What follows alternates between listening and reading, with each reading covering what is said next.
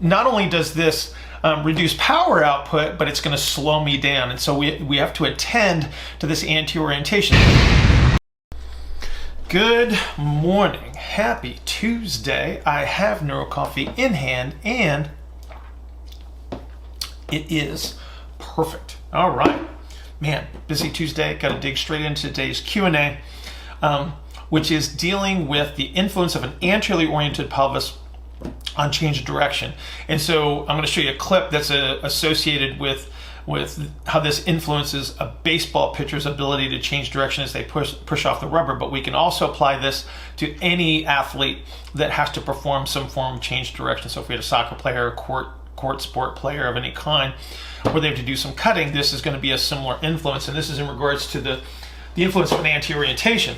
So remember, the way we're going to identify an anterior orientation is the entire pelvis is moving as a unit into its anterior orientation. This is to create an IR force downward into the ground, but we're also going to sacrifice external rotation, ranges of motion in the hip.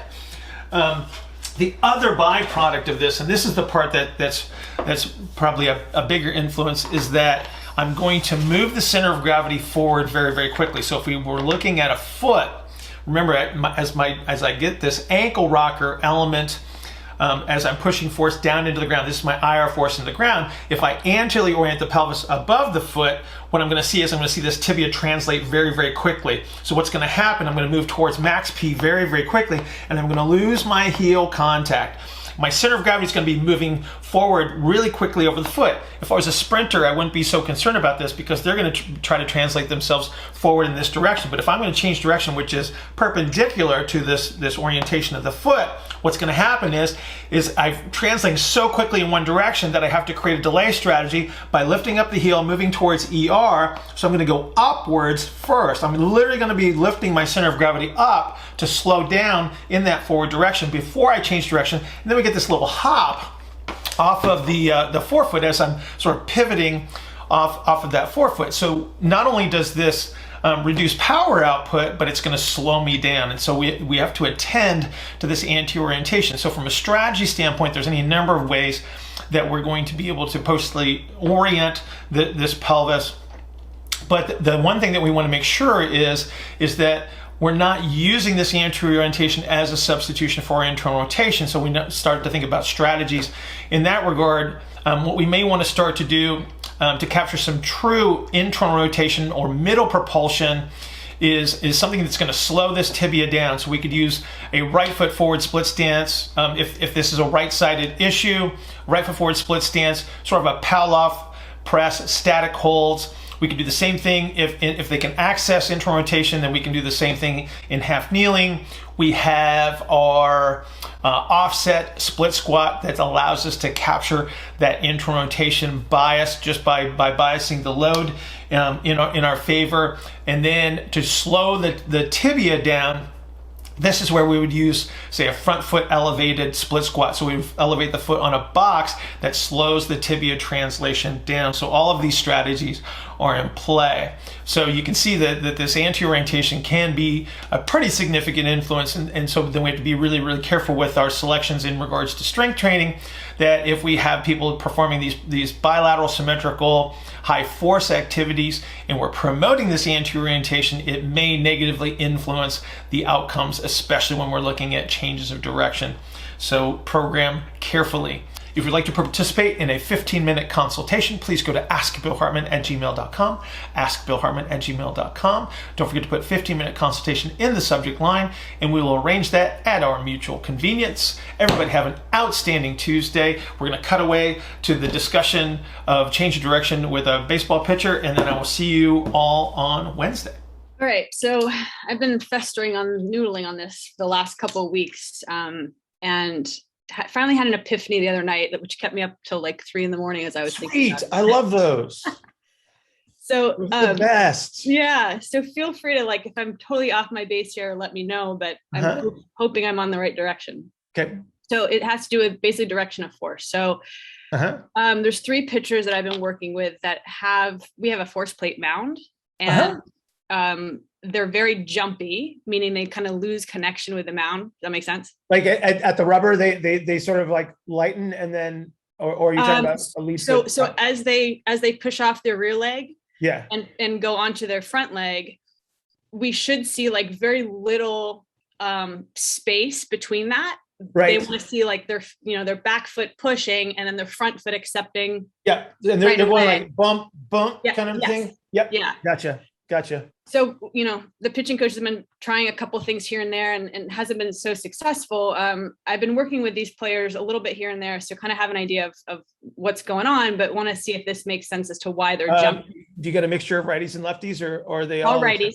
All righty. Okay. Yeah, that makes sense. Okay, I got it. All narrow. Yep. Hip ERs in the like 50s for most of them. IR is probably ranging from like 5 to 20. Yep. What's interesting is I was going back through my notes and there was this pattern of I would see them after a day of like deadlifting, whether it be trap bar, RDL, low backs would be tight. They would lose their ERs. So telling me that they're getting obviously anterior orientation as they get into that hinge position. Yep. So my thought was as they're going into their load and they get into the hinge, just as they're getting into like max P, they're dumping the pelvis forward. So they're getting an anterior orientation so that the force now is more of like a vertical force, which means that to go this way, I kind of have to come up and then out. Yep. Versus if I have more relative motions and I can get the sacrum to nutate a little bit better, boom, maybe I open more doors to be able to push horizontally. Did I get it? There you go. Okay. Yay. Yes. Okay. So think about this. Okay. So by pitching terminology, so when they're loading that hip, they have to be able to move towards nutation, or they will make a compensatory movement or strategy, right? Right. Yeah. So think about they're anteriorly orienting. So when you're looking at the force plate analysis, are you only getting like up and downward pressures? No, we get Y axis, which is like toward the plate. Yep. Then we get X axis, which is forward and back. Okay. And then Z axis, do you see a transition in the forward and back prior to the reduction of ground contact on the right foot? I will look at that. I'll have to look back at the graph. I would look at that very, very closely because that's going to give you how much anterior translation you're actually looking at. Okay. Because chances are, if they're translating anteriorly at all, there's no way that they can get the medial ground contacts.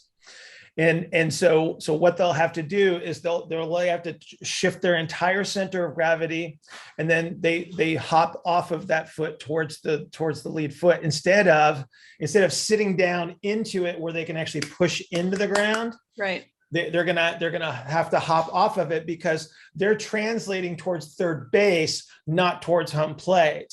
Right. So and it could be really small because you're only talking about the length of your foot.